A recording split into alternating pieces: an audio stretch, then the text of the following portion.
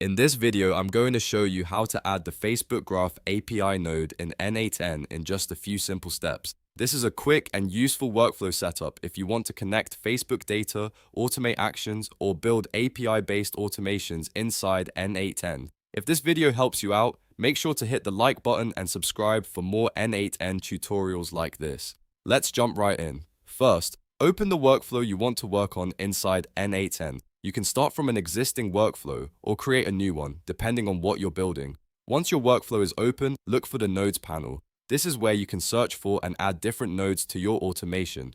Now from the Nodes panel, choose Facebook Graph API. You can use the search bar in the Nodes panel to make this faster. Just type Facebook Graph API and then select the node when it appears in the results. This will add the Facebook Graph API node directly into your workflow canvas. Next, click on the node to open its settings. Here, you'll need to choose the credential you want to use. Select the correct Facebook Graph API credential from the dropdown, or add a new one if you haven't created it yet. Make sure the credential you pick has the right permissions for the action you want to perform. After that, configure the node based on your workflow needs. Set up the required fields, endpoints, or parameters so the node can connect properly with Facebook Graph API. Take a moment to double check everything before moving on, especially if your workflow depends on specific account access or data permissions, and that's it.